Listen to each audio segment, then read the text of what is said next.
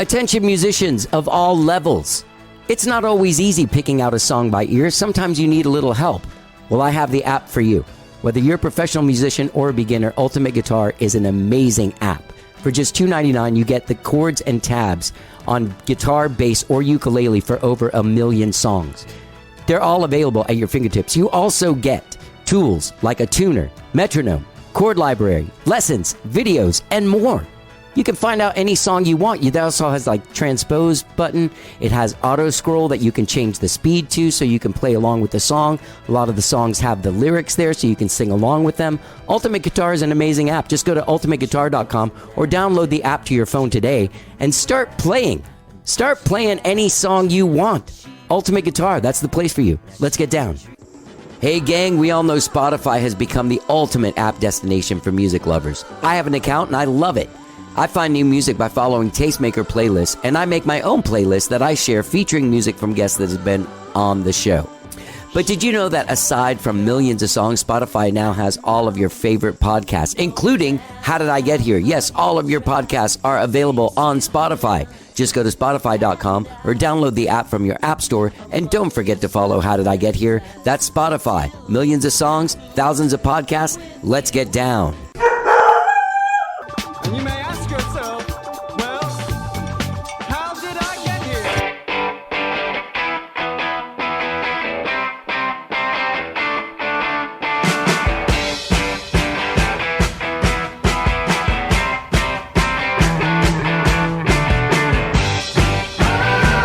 It's time for How Did I Get Here? And now here is your host,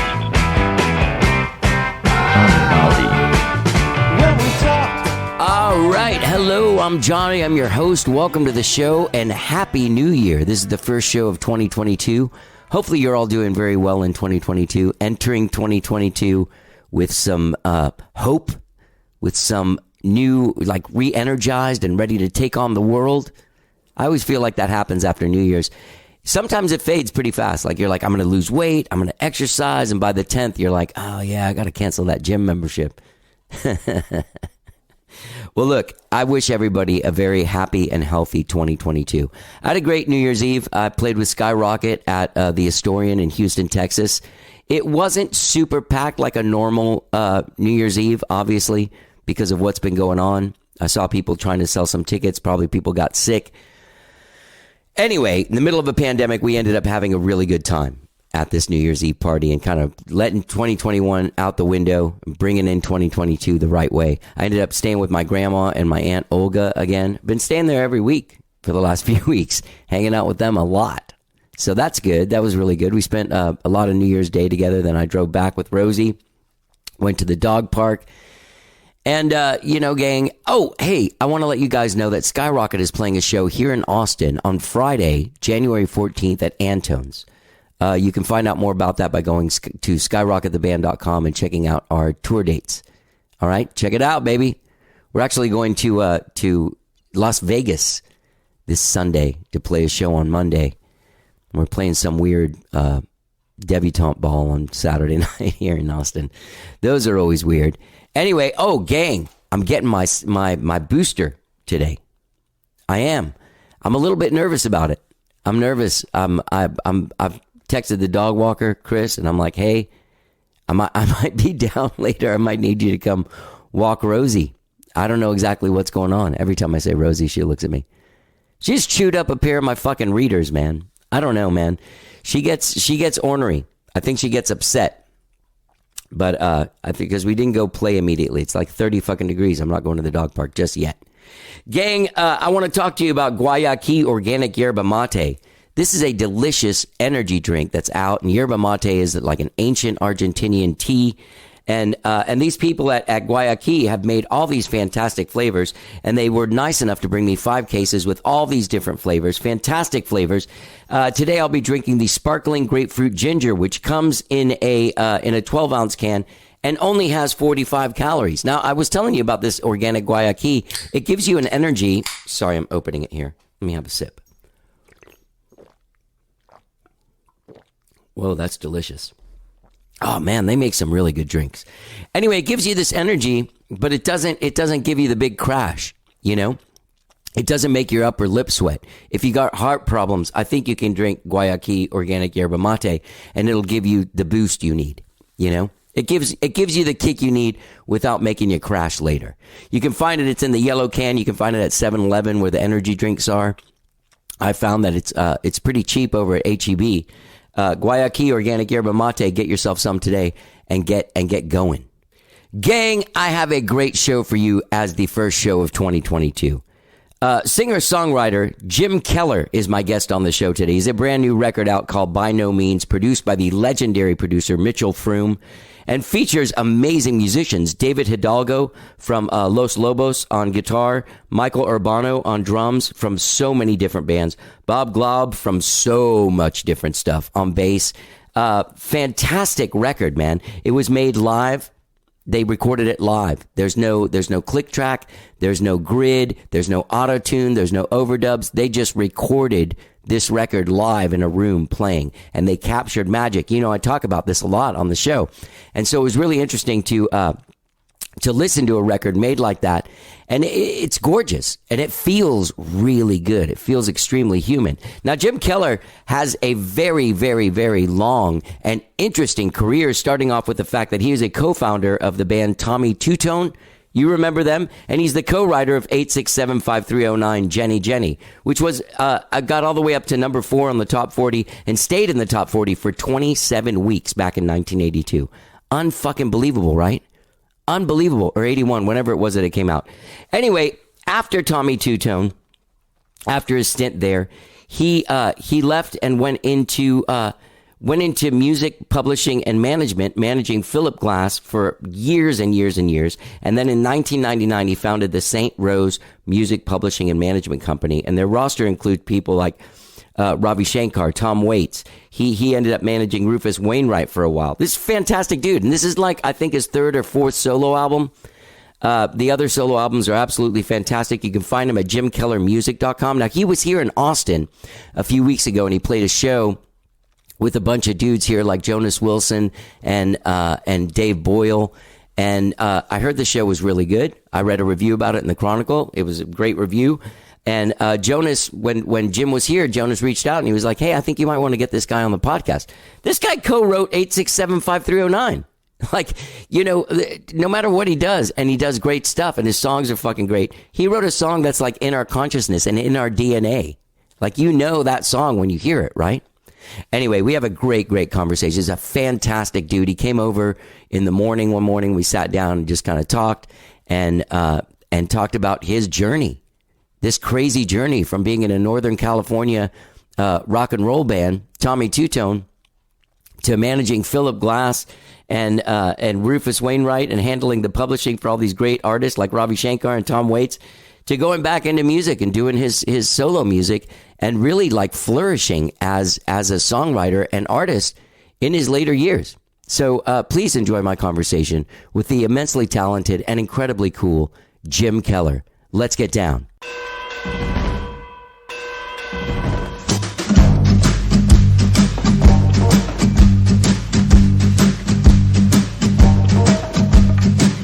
I may not have a reason to complain, but don't get me started, don't get me started.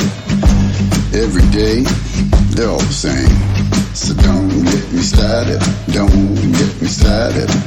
Nothing to do, here all alone, no one to talk to, no place to go. I may not have a reason to complain, but don't get me started, don't get me started. You guys recorded this record live, right? Even the vocals and everything? Yeah, No which click I track? always try to do. Click tracks, oh my God. I went and listened to that tape op Oh, interview. yeah. Yeah, for those of you listening, it's actually really great. And I'm not going to get as deep into the stuff that he got in with you and Mitchell. But that's Tape Op Podcast, episode 58. Jim Keller, my guest, and the producer of this record, Mitchell Froom. Legend, man. Yeah. It's so funny because he's completely low-key. You know, I mean, The cool ones usually I've are. hung around other producers. I remember having, back in the 80s with my band, the Two Tone Band, we were looking at producers, and we went out to lunch with Thomas Roy Baker, Yeah. who picked us up in his Rolls Royce. I mean, you can't even make this shit up.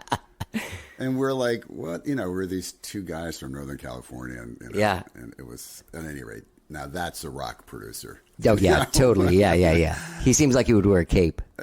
Exactly. Yeah. But no, Mitchell is, he and I met when I was working with Rufus Wainwright for a few years. And we met through that. I mean, we had met, but we didn't know each other way back because he was in the Bay Area at the same time I was. Were you guys looking at Mitchell to do a record with? He did do a record. Oh, he with did. Rufus. What Yeah. record? God, here I am drawing a blank, and I was managing him at the time. I forget the name of the record. Something, but forget it's the most recent record. Okay. And I was talking to Lenny Wernicker about Rufus, and we were in his office, and he handed me Randy Newman's newest record, which Mitchell produced, and I went and listened to it, and I went, oh my God. And you know, the thing about Mitchell is that he's older, and he's really straightforward and tells you exactly what he thinks. Yeah. And doesn't bullshit around. And I thought that at that point, it would have been really great for Rufus to have somebody kind of solid in the picture. Right. And Mitchell is kind of like that. So at any rate, Mitchell and I met, and then that's the beginning of why we ended up working together. It's because we became friends at that point. Yeah. When did you make this record? Oh, God, you know, there's the lost year and a half. So Right. what's the math? We made it in, whatever. So what was it? COVID hit in like February of 2020, right? Yeah. Is that March. Yeah. March. Yeah. So we did it in 19. We did it Oh, in okay. the fall of 19. But wasn't there a song that you did that you? One song Okay. that we did after the COVID hit. Right. Everything was done, and we recorded it, and Mitchell's got a small studio that's about the size of Yeah. this right here. And we did it with David Hidalgo and David Boucher, who is Mitchell's co-producer engineer. Bob Glob, who's a really good old friend of mine and works with Mitchell a lot. And Michael Urbano, who I'd never worked with before, who's from San Francisco. And Mitchell uses a lot. And so And who does Michael play with? Urbano? Yeah. Who all? Tons of I don't remember. session people? Yeah, but mainly up there. And he was in some bands that had success, the names of which I can't remember. Yeah. Yeah, and we cut it live, which is not unusual for me because to me, the vocals, if I don't get the vocal live, there's nothing worse in the world for me than trying to go back into a studio and cut a vocal. It's just torture because to me, it's, you know, the whole, I mean, you know, I'm no great singer and, you know, whatever, but it's like the whole, any sense of actually trying to get something in the pocket that's real is totally tied to me to whatever is physically going on in the room at that time. And I mean, literally, I always face the drummer because I need to see the rhythm of what's going on because my rhythm's all over the place. And so the physicality of the body language is how I stay in a pocket or stay in the groove of the band. Right. And if I don't have that, then I feel like I'm blind to the track. So that's just a long-winded way of saying that I always try to cut live. And in that case, everybody was cutting live. Right. The whole thing was. I mean, it's so simple. Yeah. Yeah. So fun.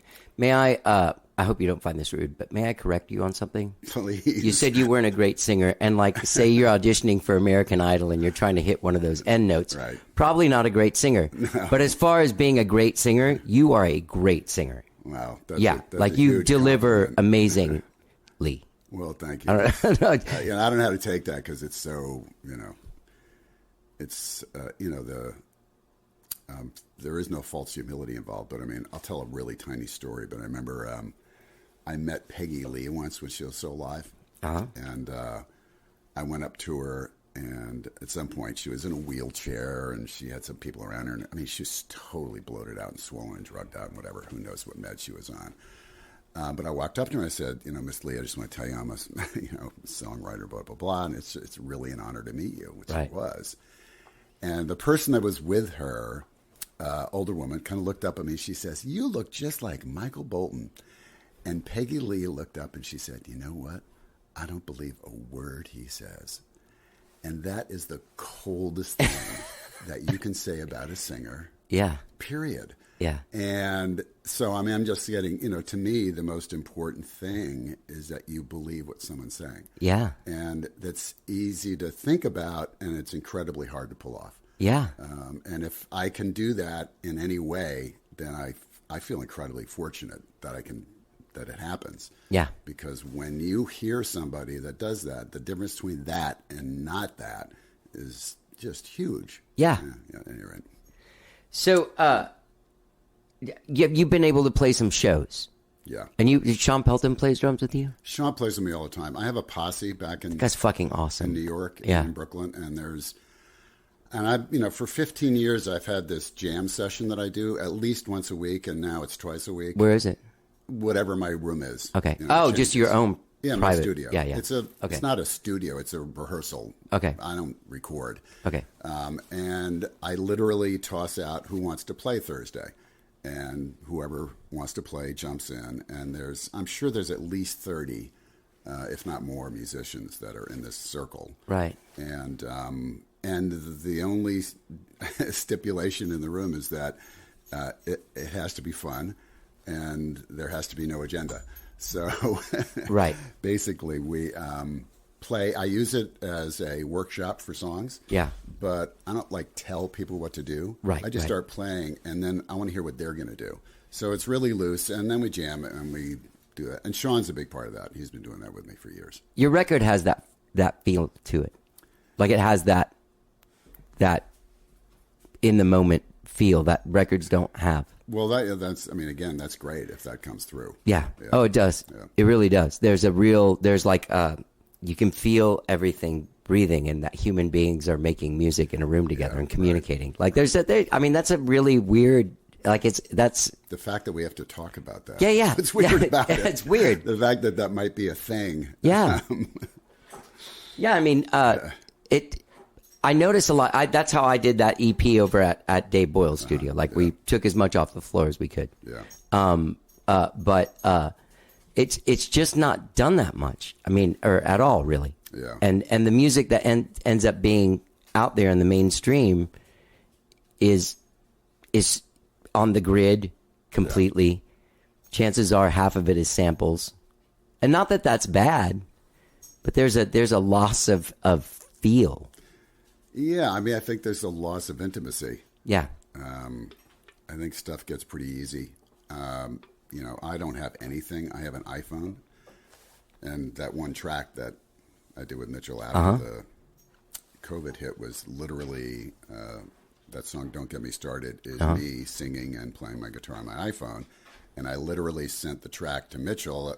Said as a joke. Yeah. I said, "Hey, look at this thing I came up with." And he took that track and turned that into he just blew it up with his stuff. But yeah, that's all I have is an iPhone. I think the technology is a gift and dangerous at the same time. Yeah. What's the line? I can't complain, but don't get me started. Don't get me wrong. Yeah, exactly. Don't get me wrong. I can't complain, but don't get me started. Yeah. It's appropriate for sure these days. That's for sure, boy. Yeah. Yeah. Oh, here's real quick. You did a show in New York, and my friends that were actually, one of them was just on here, Eleanor and Chris. Oh yeah, God. Played with you. Yeah. Well, Chris was in one of my bands and plays on one of my records. Oh, really? A handful of years ago. Yeah. That guy's a superhero. Yeah. Jesus. He's so great. Yeah. And so they were in town, and Chris came in and sat in. That's awesome. Yeah. And I always say Chris was, I learn from everybody I play with, and Chris, some really great lessons came from Chris. And one of the ones that was really valuable to me is that, he just doesn't suffer fools lightly. And if someone isn't all in, he has really short patience. Yeah. Either somebody is there and really doing it, or, forget about it. And, when we were playing together, it was just, it's easy to just kind of back off and not go all in, whether it's a gig or a jam, whatever it is. And, when Chris plays, he's all in every note. And watching him and playing with him the amount that I did, it was a lesson for me, because you get shy, you get afraid, you get insecure, whatever it is, and you have to fight all that stuff to leave it all on the table. Yeah. Because otherwise, why are you bothering? And that's, at any rate, Chris was always an inspiration for me in that regard. Yeah, there's an elegance to his music. I can see you guys playing because there's an elegance to your music that it's interesting going back. I'd never really listened to much Tommy Two-Tone outside of what you heard, you know what I mean? Right. And can I tell you something really funny? Sure. I have a cousin, Jennifer, when that song came out. From that time to this time, when I answer the phone and she's calling, I go, Jenny, Jenny. Yeah. So it's been like 40 years now. So, but there's it's interesting to hear someone's growth like that. But then there's this giant spot with nothing. Right. Were you not playing in like from the late 80s to the mid 2000s? Yeah, I stopped playing totally for almost 10 years. And, everybody's got, every musician's got stories like this, but, the band crashed and burned, the Two-Tone Band, which was basically me and Tommy. It was the two of us. And I moved to New York. I didn't know what to do. I had a band, I had production deals. I played around New York. Right. And I didn't make a dime. And it wasn't meant to happen. There's no blame involved. I didn't have what was needed at that moment in my life and whatever to be successful. And so, there was an ugly 7 or 8 years in there. And then I, go ahead. Sorry, was it switching from you being like a member of a band, like a contributing member of a band, to like being Jim Keller? Yeah. Like the artist right. guy? Yeah. But I mean, you got to remember that Tommy Two-Tone was two people. Right, that was me and Tommy Heath. And we had a different band on every record. Matter of fact, one record was two different bands on each side, one on each side of the record. But I was not the front guy. And that was the thing when Tommy Heath and I got together, is that was the first band I was in. And I was very happy to give up that, the front seat, because I did not have the interest or the mojo to step up and take that hit, as the front man. So then, yes, I shifted and became the front man when I was back in New York. And like I said, it's not supposed to work for everybody. Right. And it didn't. And so, there was the bad, unattractive 8 years or so. And then I, as the story goes, kind of ended up working with Philip Glass. And then that of itself is a crazy story. What a weird, yeah. I know, it makes absolutely no sense. And then I was with Philip for 27 years. Wow. And he and I just stepped away basically and handed the reins over to the people that were working under me this summer. And, it's all, Philip and I are still close, and I'm still like overseeing, from afar, kind of whatever they want to, call me. Yeah. But for about 10 years, I stopped playing when I first started working with Philip because, and this is weird, but, the music wasn't helping my life at that point. Yeah. Because I was totally broke and didn't have anything going on. And so when I got this job for Philip, with Philip, I totally dedicated myself to that. And I stopped playing because it was almost like music was a drug that was just not doing the right thing for me. Yeah. And for almost 10 years, I stopped playing. And then I had a crisis because, you give up the thing that you love most. It's going to come around and nail you eventually. Yeah. And it completely did. I almost broke up my marriage and blah, blah, blah. And then, I brought it back in and started playing again. And haven't stopped and don't plan on it. I don't blame you, man. That's good. That's good. Well, I guess, I'm 53 and I've been doing this since I was like 14. So there's like I know exactly. There's times where you're like, what am I doing? Yeah. That's why I named this show, How Did I Get Here? Because half the time in this crazy business, you're going like, wow, how did I get here? Like, look at this. Or maybe when you were playing on Solid Gold or something. You know what I mean? Right. And then there's the 10 years or 8 years where you're like, how did I get here? What the fuck is going on? How do I get out of here? Yeah, exactly. Exactly. So you're from the Bay Area? No, I grew up in New Jersey. Oh, you did? And I I didn't go to college. I went to Vermont and I was a carpenter up there, hippie carpenter. And then, I was playing a little music then. I always played music. But then I moved to California when I was 20, moved to San Francisco when I was 20. And that's What when took you out there? I don't know. I'd have to go ask my 20-year-old self. I don't Yeah. really remember other than, there was a big country and I wanted to see it. Yeah. And drove across country with my guitar and my pickup truck and table saw. And was a carpenter in San Francisco and then was playing. And, Tommy and I met and then kind of started that band in the late 70s, really. And so you guys like toured around. I heard you saying that you guys had to get out of San Francisco to make money. Yeah, playing. because the same scene, as here. Yeah, I guess so. The scene in the city was it was more like the new wave punk thing was happening. Yeah. And to actually make a buck, we would go up and play outside the city, and we would play Grange halls, literally, cowboy bars. There's this wonderful, and it's much more like that here, but certainly not in New York. But Right. in Northern California, you go up and play, and there'd be hippies, rednecks, Yeah. Cowboys, Yeah. The whole thing, all ages, just going out, and as long as you made them dance, it worked.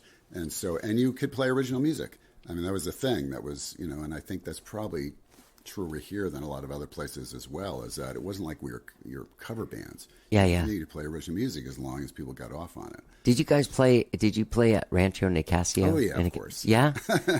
Did you ever play there? God, when did I lived there like in 1977 in the beginning of 78. Did you play there then? Because we used to go there for dinner all the time. I lived there. Oh, is that right? Yeah. I don't remember the year. I was a little kid honestly. though. But I remember seeing bands there. I loved going there because we used to go there and eat, and bands would We play. played in the same bill with the Dixie Dregs one time. That's all that's I cool. remember. It was funny, yeah. But we played a handful of times there, yeah. Yeah. But it would have been the late 70s. Yeah. Late 70s, I think, yeah. Yeah. What a magical area that is. Well, it certainly was then. Yeah. For me, and Yeah. I think part of it is that I was just young. Yeah. So there's that. But it was also, I think that there was a real benefit to being an artist in those days, and certainly in San Francisco and other places, because it was cool to be poor. You could be broke and it was okay.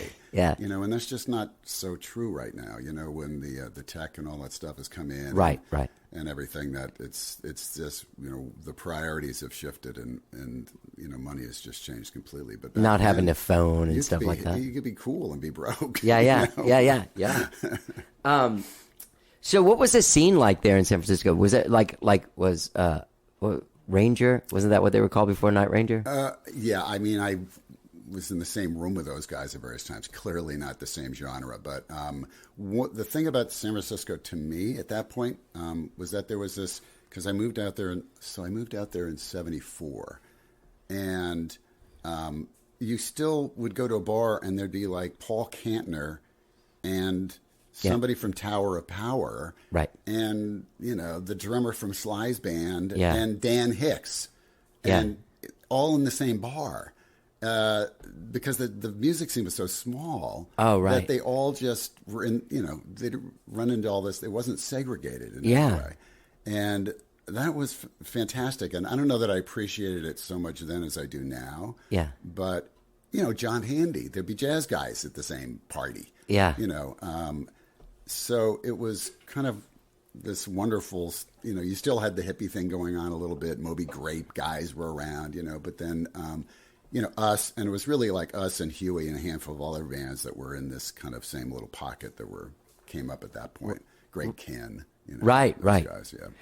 My uncle, who's only a couple years older than me, was telling me that he saw you at grad night with Greg Kinn in Disney World. I believe him. Yeah, so do I. Yeah.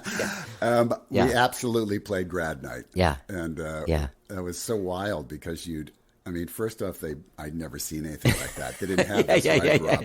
They would bus in, high schools, Yeah. buses full of high school Yeah. seniors, and to an alcohol-free Yeah. evening, all nighter basically, and then they'd have Mine was acid full. Okay, there you go.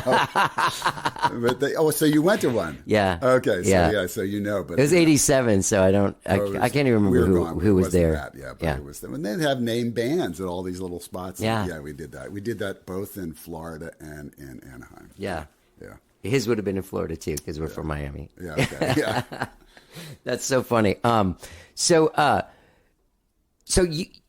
you wrote 8675309 with a dude from Clover, Yeah, which was the band that Huey was in, right? And John McPhee. And John McPhee, Yeah. right, Yeah. from the Doobies. Yeah. Yeah. Yeah. Try and get all of my Northern California Right. stuff together. Yeah.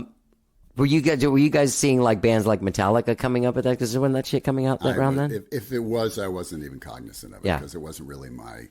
I was from the singer-songwriter World, yeah, right. more the roots thing. Right. So if Metallica was happening, I was unaware of it.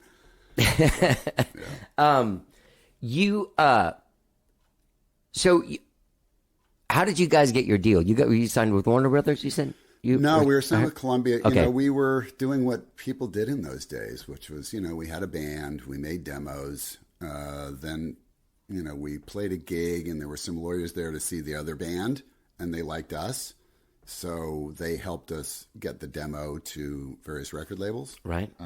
There's back cassette tapes.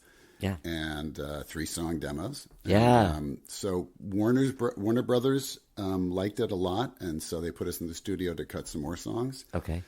They ended up not signing us, but it was that thing where we would do the showcases. I mean, guys would come up to where we were in the Bay Area. It was so funny, and he'll listen to us up there, or we went down and did a showcase for Clive Davis. Which isn't a story of its own, but we ended up signing with Columbia out of Los Angeles. And I wanted to sign with Warner Brothers because I just saw I thought they were so much more homey. Columbia was just so corporate feeling. Right.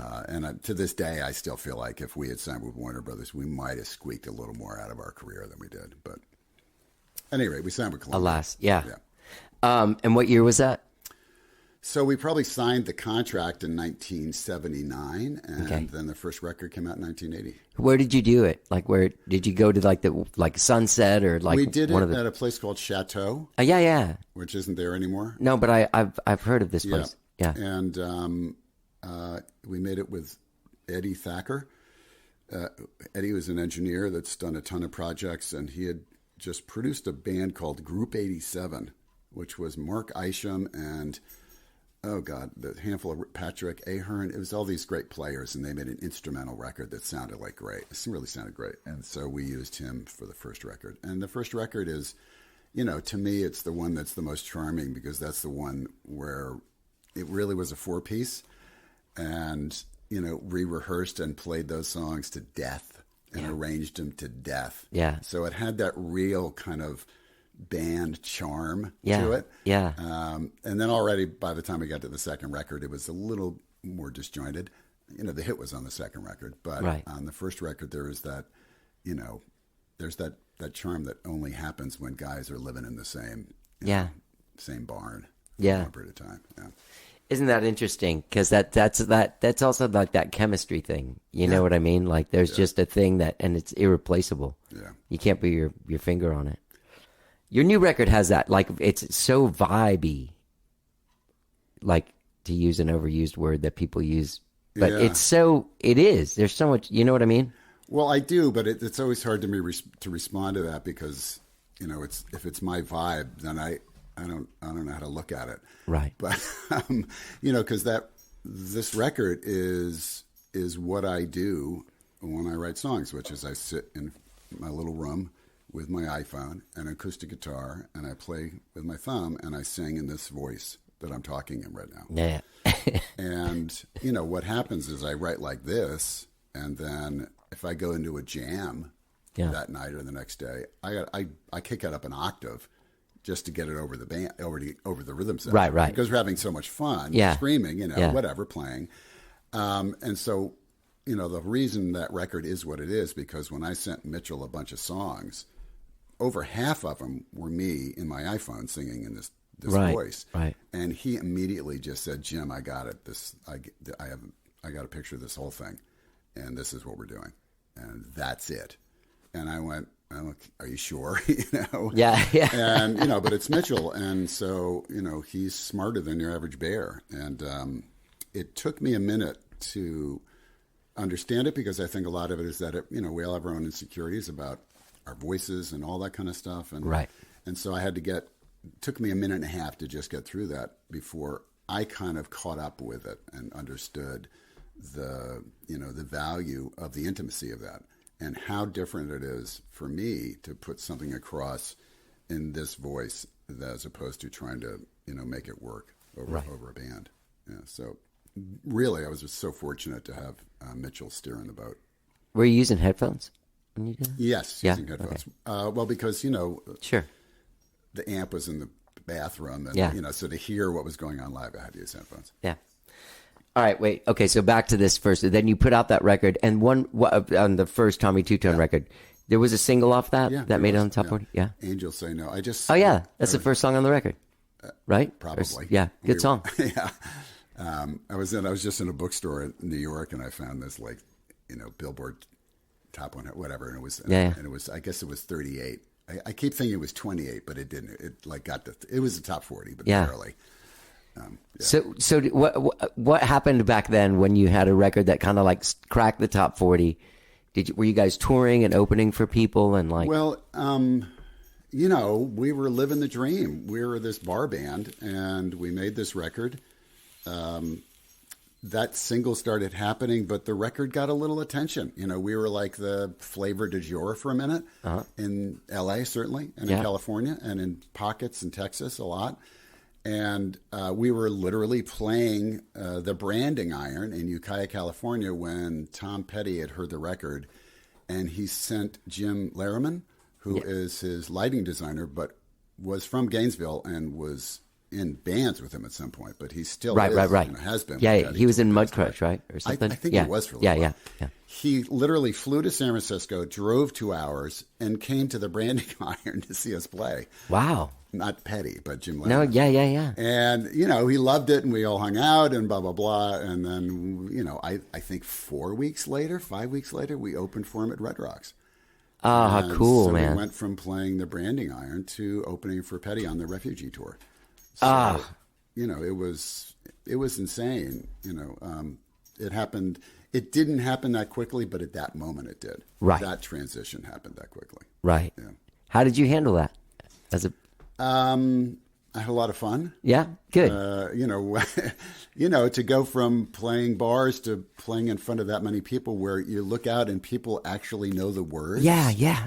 Is mind-boggling. Yeah. Because of the radio. Yeah. And, this was before MTV, but, they'd heard the songs on the radio, they bought the records, and, you're playing in front of people you don't know who were singing along, which is, obviously not everybody was singing along because it was crowd. Yeah. But there it was, and that was, that's insane. And also just hearing yourself on the radio was so important still, and it was incredibly cool. Do you not think that radio holds the same importance now? Well, again, I'm in my 60s, so like what radio is for me is not, I have no idea. Right, I know my daughter doesn't listen to the radio. She's 24. Yeah. She's on her phone. Either it happens on your phone or it doesn't exist. So, what place radio has for me that's beside the point. I mean, honestly, I listen to NPR, and then I find, depending where I am, stations that I like listening to. New York's a little tricky. They don't have great radio, and they never had great radio in New York. Right. I listen to some, like I'll find a local station, and I'll listen on my computer. I'll just turn it on and let it rip. Right. That's. I know there's some like Sun Radio here, and like we're lucky we have that. There's this radio station KUTX, which split from the NPR station because it's just all music all the time, and then the other one has its shows. Anyway, all right. So you finished that tour. What does a label say to you guys? Like, all right, well, next time, was there any like, oh shit, we're gonna get dropped? We didn't, or was there like, oh, we did enough, we're gonna get to make a second record? We knew we were making a second record because we had done well, and they liked us, and cool. They were all thinking we were going to go huge. Yeah. And then the second record we made, in a convoluted process, which is everything that Tommy and I did together was convoluted. But and it had 867 on it, which Alex Call and I wrote, and When you sat down and you wrote that song, like what? I mean, this is such it's a song that everybody knows. Like that's a song like, my dad who hates everything knows that song. I bet he knows the actual phone number. Yeah. You know what I mean? Well, we certainly didn't know that when we wrote it. And, Alex, who is a brilliant songwriter, he really put the thing together. And I just happened to be lucky because he and I were writing together at that point. Yeah. So that was his baby. And I walked in and then we finished it together, basically. And, I'm just glad I was in the room at the time. Yeah. And, we had played around with it. And then I took it into rehearsal and it became so obvious that it was so much fun to play. Yeah. I went back and then changed lyrics and stuff to make it a little more straightforward. Yeah. But we knew anybody who heard it just knew immediately there was something fun about it. Yeah. It was intoxicating. Yeah. And, believe me, if Alex and I knew what it was, we would have done it a couple of Sure, times. of course. Yeah. That's the thing is like you unlocked the thing. Yeah. And no one knows how to re-unlock it. Well, we unlocked it, but no one knows where the key is. Or right, at least right. we don't know where the key is. Yeah. Most people don't. There are two. There are some that do. If you just watch the Get Back documentary, there are those guys that do it over and over and over again. But did that movie give you any like there was a point with the hidden microphone? Like for me, I was in a band with me and another singer as well, so it was like a two-guy thing, and the conversation where John's telling Paul that he marginalizes George. Right. Paul's like, yeah, I do that. That like hit me so hard. I almost called that dude from like 25 years ago. I was like, dude, I'm so sorry. Yeah. I just honestly that film, and we can get down this rabbit hole, but we're not going to. Let's not. To me, the main takeaway for me about that was how much love there was between Paul and John, and that they were brothers, and that this story that we've all been carrying around about, the self-destruction or whatever was going on, that movie kind of rewrites history in a way, in a very sweet way, that those four guys were there was this brotherhood, and that was loud and clear to me. I thought it was really sweet. Yeah. I who am a huge fan of theirs and a huge even Ringo fan, like just huge Ringo fan, became an even bigger Ringo fan. I know. My God. Like he's just the coolest. Killing it. Yeah. All right. So you go in and who produced the second record? Chuck Plotkin, who I know that name. Well, Chuck did half of it, and Jeff Workman did the other half. This is how untogether we were. Chuck was with Springsteen for years. Okay. So he produced some of the early, not the early ones, the midterm Springsteen records. And he had a studio called Clover in L.A., and so we went in there and cut half the record. I don't remember which one we did first. The other half was with Jeff Workman, who worked with Roy Baker, so he was the engineer, so he did the Cars and Queen and all that stuff. Two different bands. And, we weren't idiots. We put the record together, and 867 was, side one, track one. Yeah. And it wasn't a hit right away. It kind of percolated out there, and then it took off. And, yeah. We were, opening for people or playing clubs, and then it hit, and, we had still booked the tour playing smaller clubs and everything, but there was lines out the door. And we were opening for people. We were bigger than they were for a minute. Yeah. And it was ridiculous. We went. All of a sudden, my parents understood what I was doing for a living. Because you're on the cover. You're in People magazine. For instance, so their friends are saying, "Hey, I saw," blah blah blah.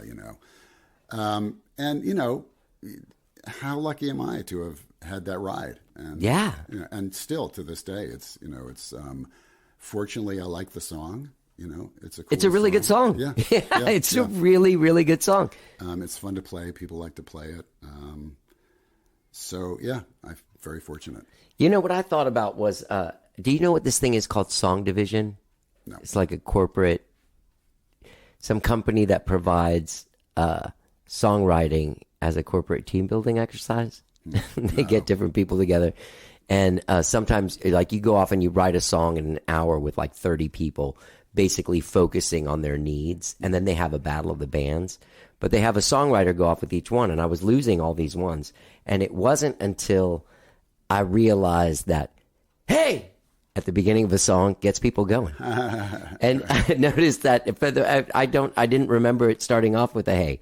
I didn't either till you just said that. Yeah, and I was like, I love that. Does it start with a hey? Yeah. Okay.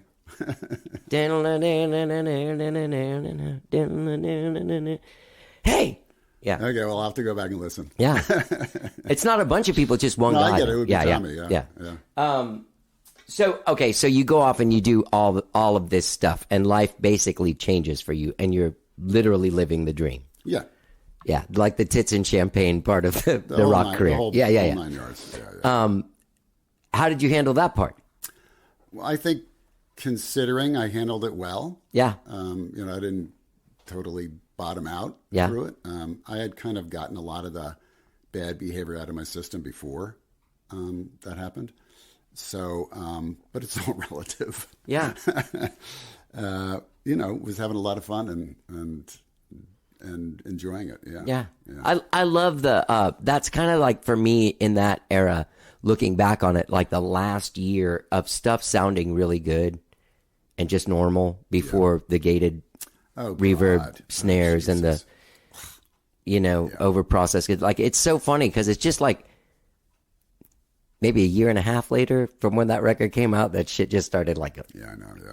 kind of blowing up. Yeah. How did were you into it then? Or were Into you what? like the whole gated reverb and like By that time, after the second record, we were scrambling, trying to figure out, which end of the stick was up, because we were falling apart, Right. self-destructing already. So, I didn't know. We didn't know what we were doing. The third record is not a very good record. We were just fighting all the time. what happens then? Is it because the guy that's not the main guy wrote the main song that gave everyone the good ride? Oh, you take your pick. Yeah, you yeah. point fingers.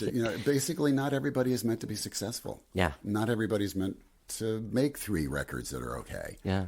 It's like there's no rule that says you're entitled to it. No. And when people do that, it's special. And Yeah. whether you like that music or not. And we weren't built for it.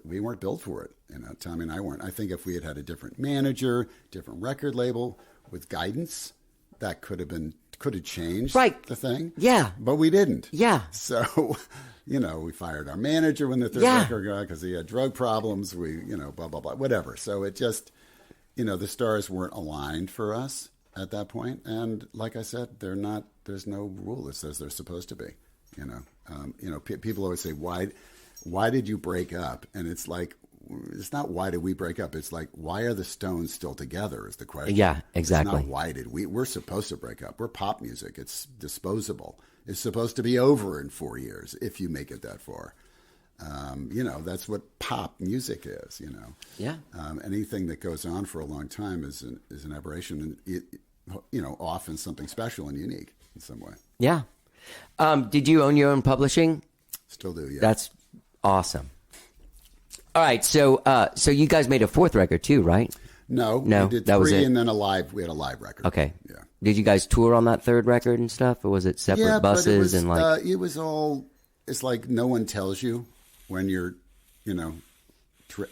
crashing and burning. Right. It isn't until it's over and you've crashed and burned that you realize, oh, we were crashing and burning, and no one was telling us, Yeah. And that was kind of what was going on during the 3rd record. The people that signed us at the label had gotten fired. Right. Like I said, we had to fire our manager. We went with Frontline, which was this huge management that had the fucking, Boss Skaggs and Chicago and Stevie Nicks, and we were completely uninteresting to them. And it fell apart. Was that Azov's? Yeah. Yeah. Yeah. Yeah. And Tommy and I never really got along great. We were never blood brothers. So to me, it was like, I don't have to do this to be, a happy human being. So I bailed. Yeah. And I'm not saying I walked away from anything. I think it just disintegrated. There was the record company probably dropped us. I don't remember how it worked. But then I went back to the East Coast. And that's when you spent the 8 years. Yeah. Yeah. Anything come out of that positive? Like, did you Oh God. write any cool songs with anyone? Or no?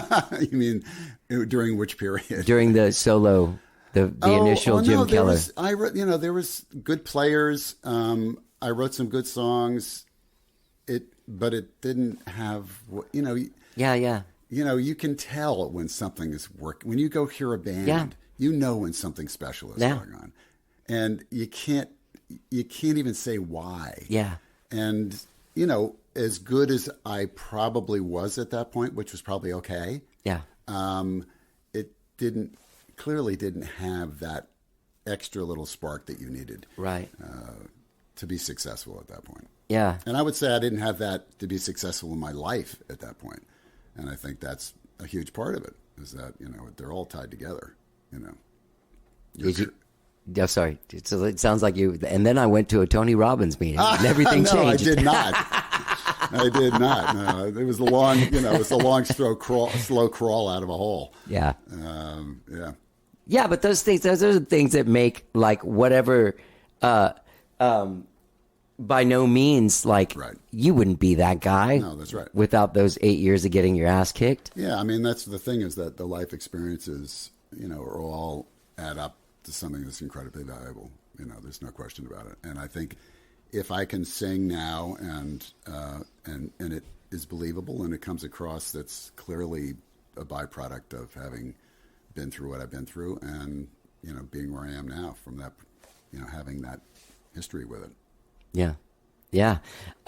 So as a manager, like you managed Rufus, you managed Philip Glass. Yeah. And who else? Well, it was a management publishing company. So Smart. they were both, with Philip, I ran everything. Okay. I ran this whole publishing thing, and I didn't start out that way, believe me. I walked Right. in the door and bullshitted my way into a job. I didn't know anything about him. I didn't know anything about his music. Yeah. And he hired me anyway. God bless him. But I learned it. And, it's crazy, but I learned the whole opera world and the classical world and music theater and dance and ballet and, that. So I have this whole other planet that I spent 25 years with. And I got pretty good at it. So it's totally incongruous with me as a musician. It had almost no connection to it. Right. And it was using completely different set of tools that I have. I'm very good at reading people, at reading a room and figuring out how to make something work. And I used all those tools to help these other people with their careers. Yeah. And what they wanted to do. And that was really the focus, for a long time. And then I brought my music back in, and I was doing that with the other side of my brain. Right. But yeah, it's a different beast. Was it fulfilling when you first, was it? Man, I was just thrilled to have a job. Yeah. I was thrilled to be able to pay the rent. Yeah. I mean, honestly. And I was in the music business. Yeah. So that was great. Yeah. But I was, the word desperate is not overblowing it. I didn't have a clue what I was going to be doing.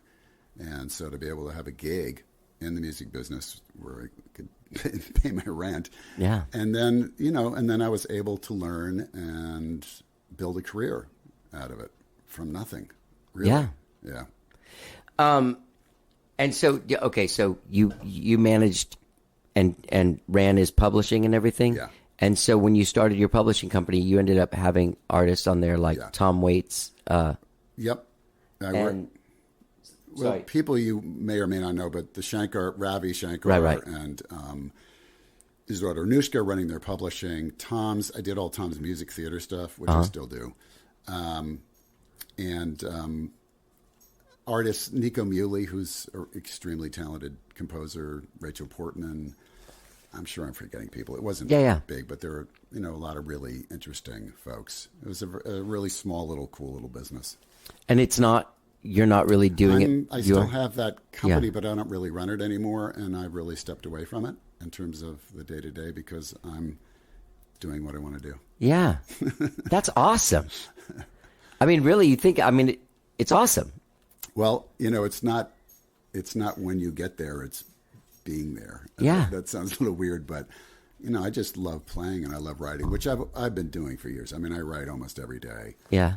I write a lot with Byron Isaacs. I don't know if you know Byron is. He's in the Lumineers. He's the bass Oh, player. yeah. But he was Levon's bass player for years. Oh, wow.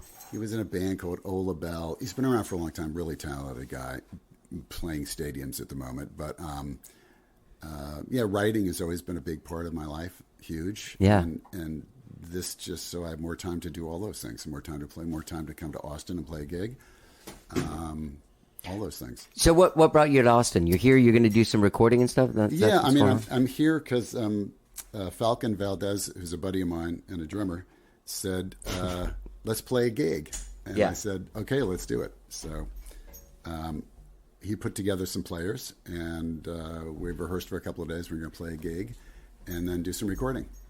Wow. Yeah, Where are you doing the recording at the church house? at David's place. Yeah. That place is awesome. Have you been there yet? No, I'm going this afternoon. Yeah, you'll like it. Yeah.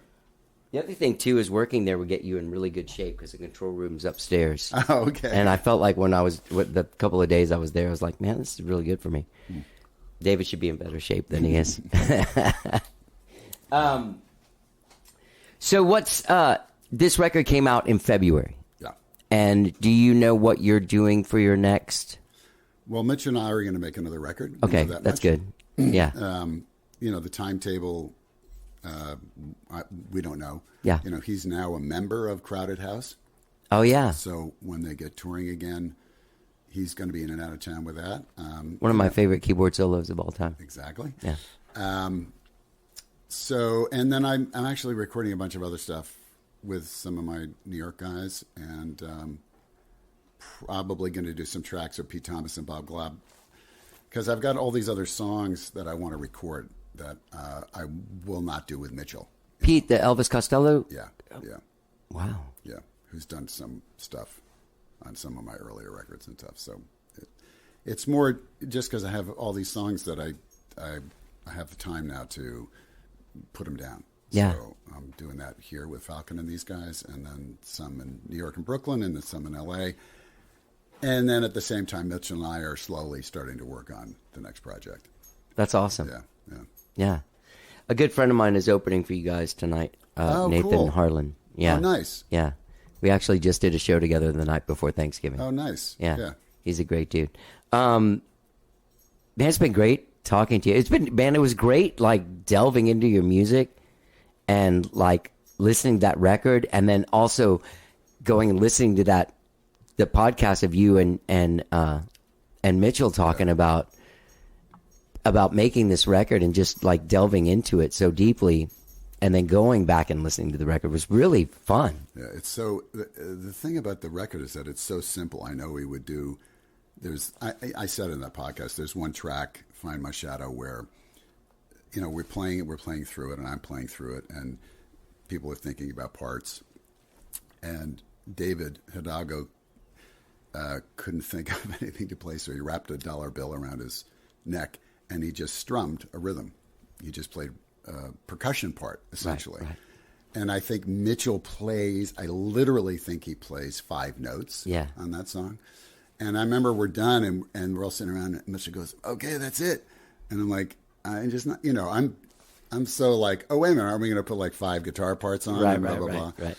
And it takes, especially as the songwriter-singer, it takes a little while to be that vulnerable. Yeah. Because you're pretty naked. Yeah. When it's like that. But you connect with, like, I as a listener, I connected with you immediately. You know what I mean? Yeah. Well, so much of that is if you're in a setting where the people you're playing with support that, and they create that space where you can put that across, and they're not fighting that. The fact that it's so sparse is those guys, because they're that talented, that they know when not to play. Yeah. Which is huge. That's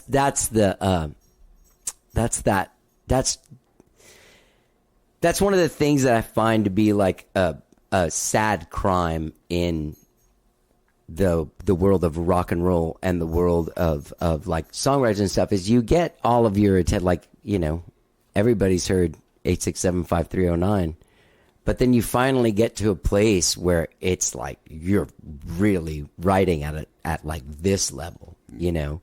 Guys like even at the end of their lives, like Bowie or like Leonard Cohen or shit, like their very best songs were those last songs that they wrote.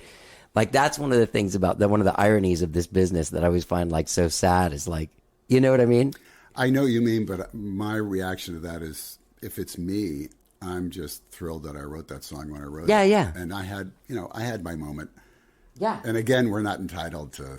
Right. Right. I just think it's a weird thing that like you actually get better, but more marginalized as you get older. That's not true with everything, but I think it's definitely true in the pop world. Oh yeah.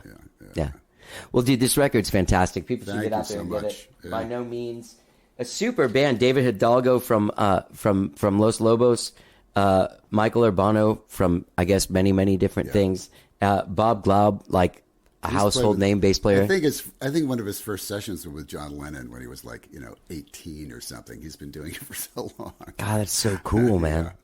He's on Jackson Browne records. Yeah, he's been on touring with him now too. He is. Yeah. It's like if it's not like if there's a period of music where if it wasn't Lee Sklar, Yeah, it was Bob. it was Bob. Yeah, that's right. Yeah, it's so awesome. It's great getting to talk to you and getting to meet you. Yeah, good to meet you. Have a reason to complain, but don't get me started. Don't get me started.